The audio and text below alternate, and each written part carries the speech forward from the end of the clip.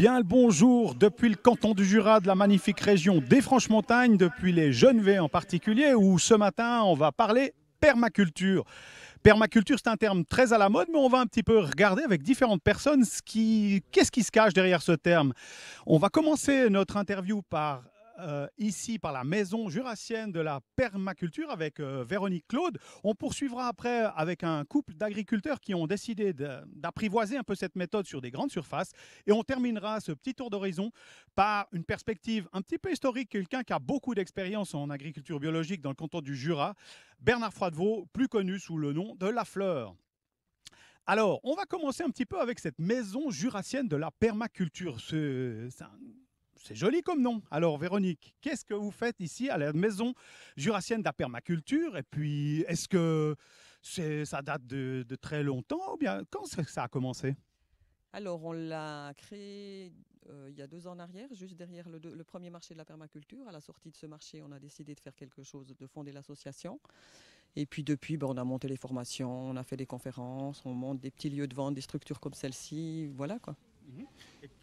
Et puis, quelles sont alors les activités? Tu parles de formation, il y a aussi de la sensibilisation un petit peu, ou bien est-ce que tu peux nous dire un exemple, ou qu'est-ce que vous essayez de faire passer en fait comme message? Qu'est-ce qui se cache en fait derrière ce terme d'agroécologie ou de permaculture? Alors, la Maison jurassienne pour l'agroécologie, elle a comme objectif justement de permettre l'accélération de la transition en agriculture 100% naturelle. Dans notre région, dans le Jura, déjà, ce serait déjà un bon acquis. Alors, ça passe, il y a 2 axes importants pour faire ça. Le premier, c'est l'information au consommateur, parce que le consommateur qui est ici derrière, c'est lui qui a l'effet de levier pour modifier la façon de produire. Et puis après, c'est fournir des outils à nos agriculteurs qui, aujourd'hui, on le voit, ont très très peur de ce qui se passe, de la transition de tout ça, parce qu'on ne leur fournit pas les connaissances nécessaires dans les administrations, dans l'écolage courant. Ils ont besoin aussi d'avoir des points de repère, de pouvoir consulter ce qui se fait, ce qui est validé, ce qui est déjà produit de cette façon-là.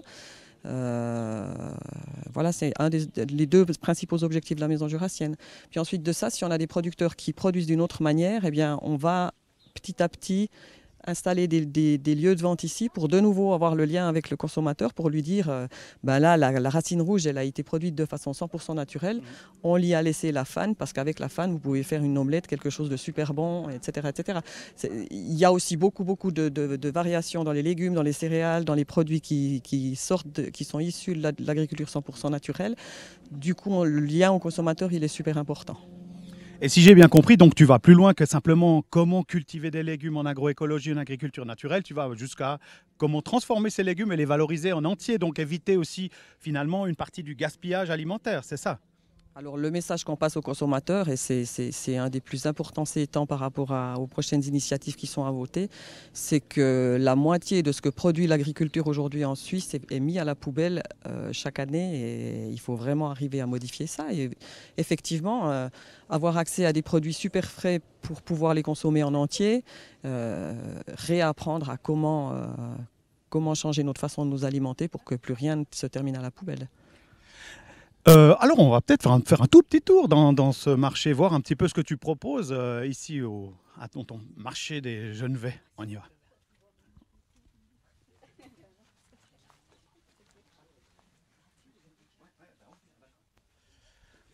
Alors, explique-nous un tout petit peu si tu as quelque chose que tu as envie de montrer. Particulièrement la farine. Nos producteurs sont ici, c'est les 2 personnes que vous allez écouter tout à l'heure. Une farine aussi des céréales anciennes, un risotto qui viennent des Breleux. Là, tout ce qui est partie chocolaterie, c'est un artisan de la région qui fait tout ça. Après, l'objectif de ce marché, c'est vraiment de prendre, on a déjà des salades, des petites choses à tendre ici dans la région. On a 1000 mètres d'altitude, donc c'est quand même pas évident. Puis à cette heure-là, il n'y a plus grand-chose sur le marché, au secours. Mais l'objectif, c'est vraiment de pouvoir prendre le plus possible de légumes, de choses, de marchandises dans la région ici. Et puis ce que j'ai pas, parce qu'il faut compléter un marché pour que les gens viennent, je vais le chercher chez des consortiums de producteurs bio ici en Suisse. Magnifique, c'est vrai qu'il y a quand même, malgré la saison, comme tu le dis, il y a encore pas mal de produits intéressants et tous ces produits de garde, de toute façon, qui sont là. On a parlé des différentes farines, enfin des céréales, etc. Je vois aussi forcément des œufs, des petites préparations, du vin même. Ouais, ce qu'on aime bien faire aussi, c'est avoir d'un côté la sauce tomate et les tomates, parce que pendant l'hiver ici, ma clientèle, elle veut, il y a quand même un petit bout de clientèle qui veut de la tomate. On doit leur réapprendre à fabriquer la tomate, à faire autrement. Donc tout l'hiver, quand les gens me demandent des tomates, je leur dis ben oui, c'est bien, mais pensons sauce tomate l'hiver. J'ai eu toute une période où j'ai eu les agrumes en direct de Sicile. On vient de terminer les mandarines la semaine passée. J'ai vendu beaucoup ce dernier mois de pommes, de poires et j'avais de la peine à vendre mes petites mandarines qui étaient tellement bonnes. Et le producteur italien me disait, mais vous les Suisses, vous êtes marrants. Les mandarines, les agrumes sont fameux en février, mars, avril et vous n'en voulez plus. Vous les voulez au mois de décembre. Et puis pendant ce temps-là, je me suis posé la réflexion. Je me suis dit, ouais, c'est vrai, le fruit principal que je vends et qui est le plus demandé aujourd'hui, c'est les pommes qui ont été cueillies au mois de septembre.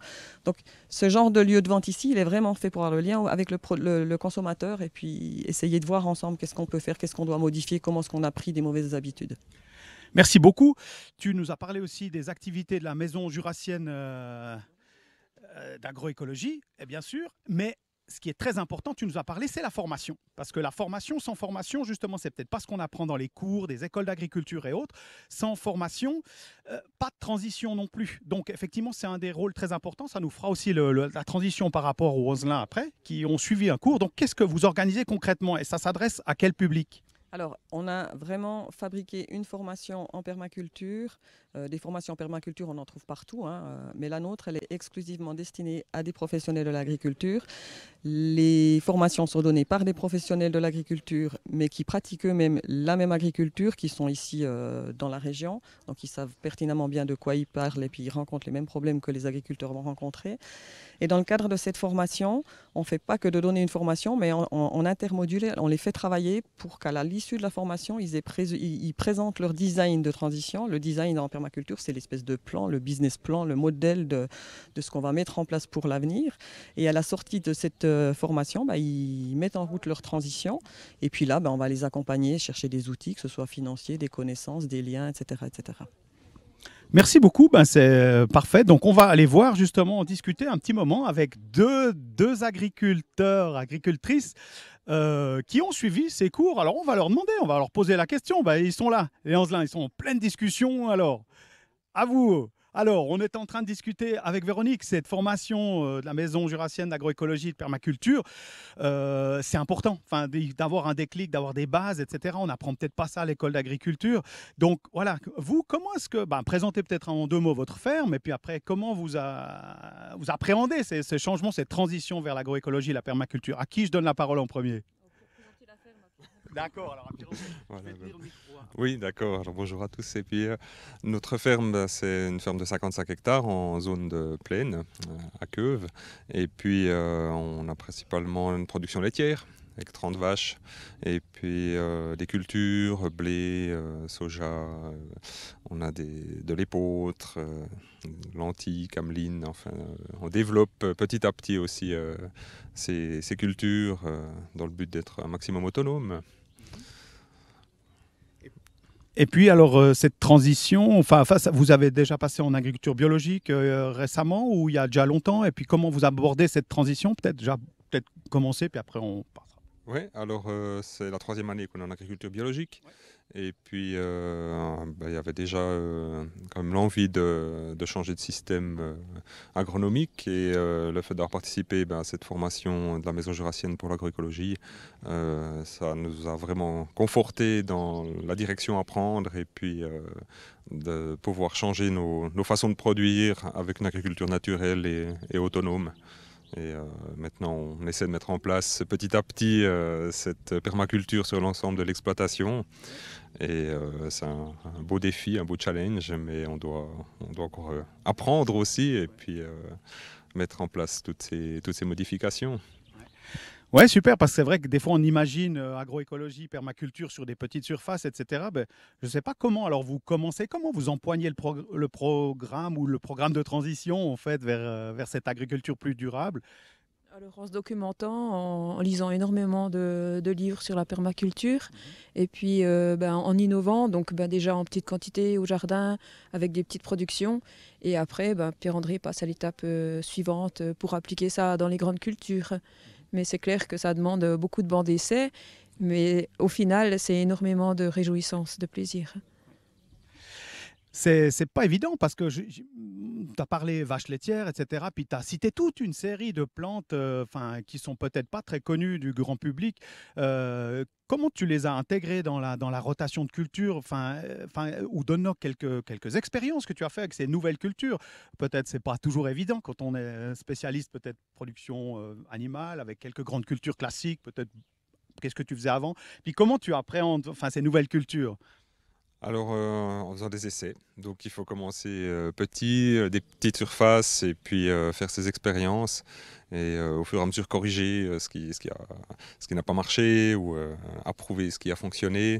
Là, on a notamment les lentilles cameline, c'est une culture associée. Donc, on a fait un essai la première fois qui a plus ou moins marché. Là, cette année, j'ai par exemple la cameline qui sort pas vraiment par rapport à la lentille. Enfin, chaque année, c'est un peu un autre défi qu'il faut relever. Et puis le fait aussi de pouvoir mettre le pied dans cette un peu communauté agroécologique, on se documente, on trouve aussi des sources d'informations qui complètent notre savoir, et puis on se dit ah oui tiens, on pourrait essayer de retrouver une ancienne variété de blé, ou des pois chiches, ou du blé dur. Enfin, on se rend compte qu'il y a plein de possibilités, mais on doit apprendre par nous-mêmes, un peu dans le terroir qu'on cultive. Et puis ça prend un certain temps, mais c'est vrai que c'est très motivant. Et puis dans les techniques après, pour mettre ça en place d'une façon le plus durable, on va renoncer au labour, typiquement, qui est beaucoup utilisé en agriculture biologique. Et alors on va essayer d'utiliser une nouvelle machine, une nouvelle technique pour renoncer au labour. Et puis à moyen long terme, on a un projet d'agroforesterie pour amener les arbres au milieu des cultures. Mais voilà, ça c'est des grands chantiers qui mettront quelques années à se mettre en place. Et puis au niveau autonomie, on vise aussi l'autonomie énergétique, avec la pose de panneaux photovoltaïques et batteries, et construction d'un atelier mécanique pour être autonome au niveau aussi de la mécanisation sur l'exploitation. Et tout ça, c'est des démarches permacoles finalement. D'être autonome, et puis de pouvoir utiliser, réutiliser, réparer, recycler, enfin voilà, pour vraiment appliquer ces principes du cercle vertueux. Alors, c'est magnifique, c'est tout un programme. Tu as même cité beaucoup de choses. J'aimerais peut-être, pour les gens qui ne connaissent pas les techniques des cultures associées, juste expliquer que c'est dans le même champ qu'on cultive deux plantes en même temps, dans le même champ, dans la même parcelle. Des plantes souvent compagnes, ça peut être 2, ça peut être 3, ça peut être 4. On a un peu l'habitude en Suisse d'ailleurs de mélanger des plantes pour tout ce qui est fourragé, par exemple. Il y a une certaine habitude, et qu'on a un peu oublié dans toute l'agriculture mondiale, si on veut, où on va plutôt vers des monocultures par parcelle. Et puis là, c'est de revenir à des cultures mélangées. Ça ne doit pas être évident non plus, mais est-ce que ces deux plantes là que tu as citées, caméline, lentilles, c'est mûr en même temps? Ça peut se récolter en même temps? Ça se passe comment en fait? Alors c'est souvent un compromis, parce qu'effectivement c'est pas forcément mûr en même temps. Donc il y a un moment donné, on doit estimer au niveau de la récolte où on aura le moins de pertes, et puis de définir, voilà, peut-être que mes lentilles sont peut-être pas toutes mûres, mais j'ai la cameline qui commence déjà à tomber par terre. Et voilà, c'est un compromis. À un moment donné, on récolte, et puis alors ça peut arriver qu'il y ait un peu plus de frais de séchage pour l'une ou l'autre des deux cultures. Après, il faut trouver aussi des installations pour séparer ces graines, et puis pouvoir les mettre en valeur. Mais dans la région, on a quand même la chance d'avoir aussi des moulins indépendants qui se lancent un peu dans cette brèche. Et puis, je crois que de plus en plus de partenaires ont compris qu'il y avait un potentiel avec ces nouvelles techniques, et qu'au final, une bonne partie des consommateurs sont demandeurs de ce retour un peu au naturel, à des cultures qu'on peut produire chez nous, localement. Et puis la cameline, c'est vraiment des graines formidables, quoi, avec une huile de très haute qualité, hein. On en parlait tout à l'heure un peu des initiatives phyto, le colza en danger en Suisse, mais on connaît très mal la cameline. Elle a un très bon rendement en huile, et une huile d'excellente qualité, encore meilleure que l'huile d'olive ou de colza, mais on n'en parle pas, donc c'est dommage. C'est dommage, et c'est peut-être aussi là une des vertus de ces démarches, c'est de redécouvrir ces plantes. Parce que c'est vrai que si on regarde dans l'Antiquité, enfin même avant, il y a plus de 2000 ans en arrière, ils se cultivaient de la caméline déjà en Suisse romande, dans ces régions. C'était une plante assez connue et qui est tombée un peu dans l'oubli. Effectivement, c'est intéressant. Tu as parlé de commercialisation. Parce que 50 hectares, on se dit, waouh, ça va être impossible de tout vendre dans un joli petit marché comme ça. Donc un peu... Quelles sont aussi les démarches? Tu as parlé beaucoup de la culture, des nouvelles cultures, mais comment est-ce qu'il y a aussi une nouvelle démarche par rapport à la commercialisation, la mise en marché de certaines de ces cultures? Et comment ça se passe? Alors on est dans une transition, donc on a toujours les gros volumes, on va dire, d'exploitation qui sont commercialisés dans les canaux habituels, hein, que ce soit le lait ou le blé principalement. Par contre, on a quand même l'envie d'avoir aussi un dépôt de vente à la ferme pour commercialiser plutôt ces petites surfaces, ces petites productions. Et puis là, le but, c'est aussi de mettre des surfaces en place en fonction de ce qu'on peut écouler. Donc, et ça va se faire progressivement. Mais c'est aussi le consommateur avec la demande qui va pouvoir motiver ces surfaces, voir si elles vont augmenter ou pas.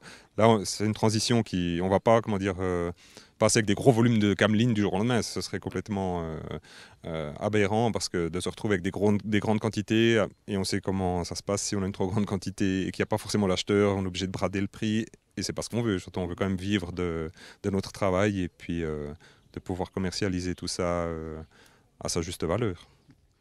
Merci beaucoup pour cet exemple de transition. On le voit, hein, c'est quelque chose qui doit se faire aussi par étapes, petit à petit.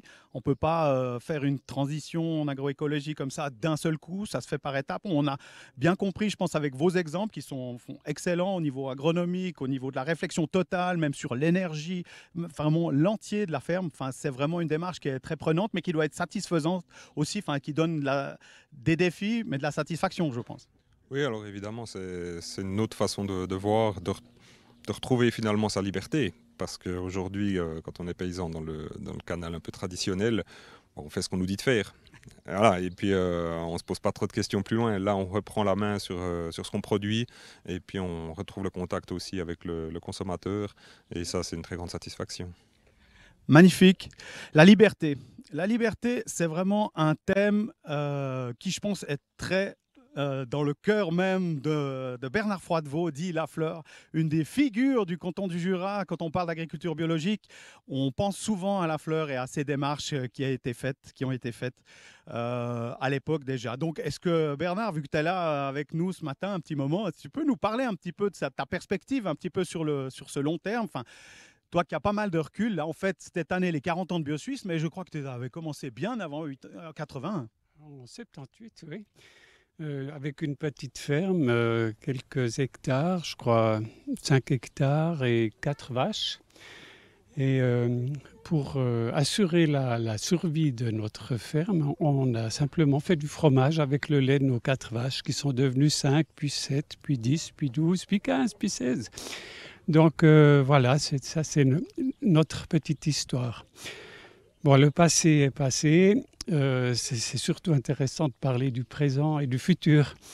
Et là, voilà, toute cette histoire débouche aujourd'hui quand même sur 20% de fermes bio dans le Jura. C'était un objectif qu'on avait placé il y a une dizaine d'années, tu te souviens, on était ensemble d'ailleurs. Et cet objectif est atteint, c'est magnifique. De penser qu'il y a 40 ans, on était 15 et puis que maintenant, on est pratiquement 200. Voilà, qui fait du bien à entendre quand même. Il faut s'en souvenir. On parle du futur, du présent, de quoi? Écoute, le présent, c'est effectivement super réjouissant de passer de combien? 15 fermes, tu as dit? À près de 200. Puis il faut dire aussi que dans le canton du Jura, c'est des fermes aussi d'une plus grande que la moyenne suisse. Donc ça fait beaucoup de surface qui est cultivée selon ces normes bio. Mais effectivement, on peut faire peut-être une petite prospective. Effectivement, toi, avec le recul, le développement, comment tu vois un petit peu le développement ou les chances, mais aussi les défis qu'on aura à relever, que ce soit en agriculture dite conventionnelle ou biologique? Oui, il y a encore beaucoup à faire. Il y a encore beaucoup à faire, y compris chez les bio, parce que je remarque qu'on est parti dans un système de production à grande échelle et on on est assimilé à toute cette économie de marché qui ne parle que profit, argent. Et là, je pense qu'on a un risque. On a un risque de se faire manger par ce système de profit qui est destructeur. Et voilà, l'esprit de la permaculture ou de la biologie devrait retrouver peut-être un peu plus d'idéalisme. Et c'est ce qu'on retrouve certainement du côté des gens qui sont dans la permaculture. Plus d'idéalisme. On trouve trop d'opportunisme chez les bio aujourd'hui, malheureusement. D'un côté, tant mieux, c'est autant de surfaces de terre qui sont épargnées par les produits chimiques. Et c'est déjà magnifique. Et j'ai toujours eu l'impression jusqu'à présent que les paysans même opportunistes par défi économique qui viennent au bio, un jour ou l'autre, ils descendent de leur tracteur, ils posent le pied par terre, ils commencent à ressentir un petit peu ce qui se passe et puis ils s'ouvrent, et leur conscience s'ouvre. Et pour moi, l'objectif maintenant, c'est vraiment de faire prendre conscience à tous ces paysans de comment ils sont menés par le bout du nez pour agir avec des produits terriblement toxiques qui empoisonnent le monde et la terre. Et là, il y a un gros travail de conscience à faire.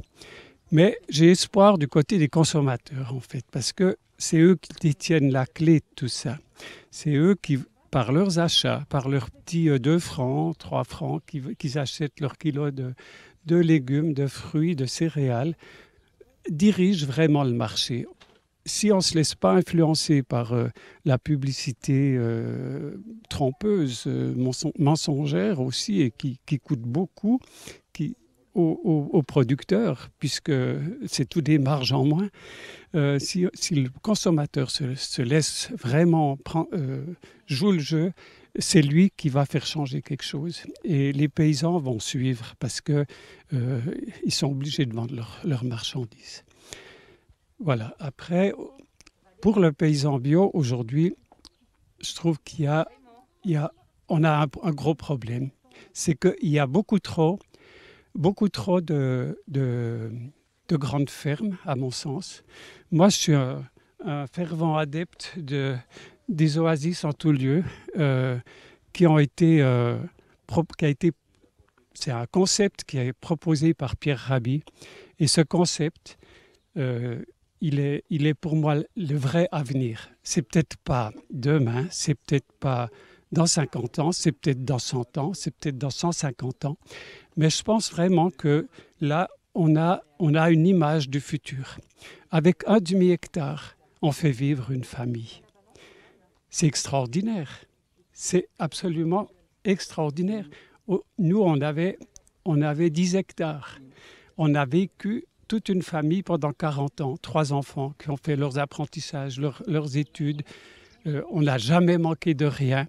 On est même allé en vacances. Tu te rends compte? Non, mais je veux dire, on a vécu dans le luxe avec une dizaine, quinzaine de vaches, avec beaucoup de travail, c'est vrai. On aurait même pu faire moins. Ça a souvent été mon envie de faire moins, d'avoir plus de temps pour se cultiver au lieu de cultiver. Hein. Et là, je trouve qu'on a peut-être encore loupé une expérience qu'il aurait fallu avoir le courage de faire dans les dernières années d'exploitation, quoi, vraiment. Et oui, pour moi, le futur, il va dans ce sens-là. Le futur proche, c'est sûr qu'il faut vivre avec son temps, comme on dit. Mais si on choisit soi-même de vivre d'une manière juste, en harmonie avec son cœur, il est certain que tout va s'arranger. Par contre, si on est forcé par les éléments extérieurs, ça devient catastrophique parce qu'on est en contrariété avec tout.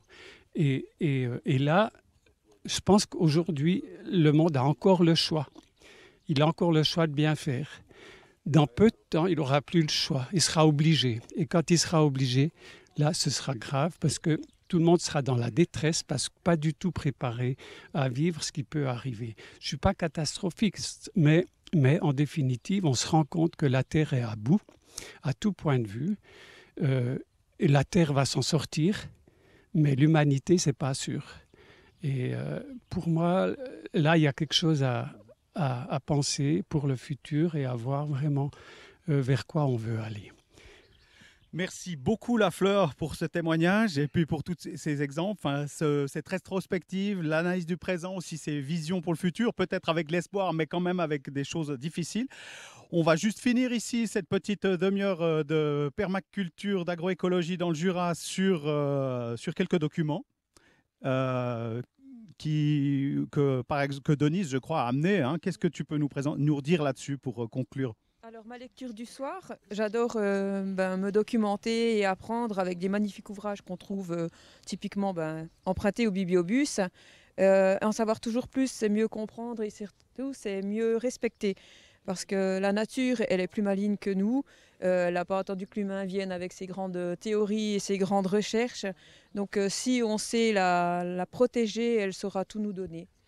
Et ensuite, eh bien, notre petit drapeau, oui, pour les prochaines votations, parce que j'estime que c'est à l'agriculteur, à l'agriculture de prendre soin de la terre, puisque c'est le premier qui peut la toucher et travailler avec.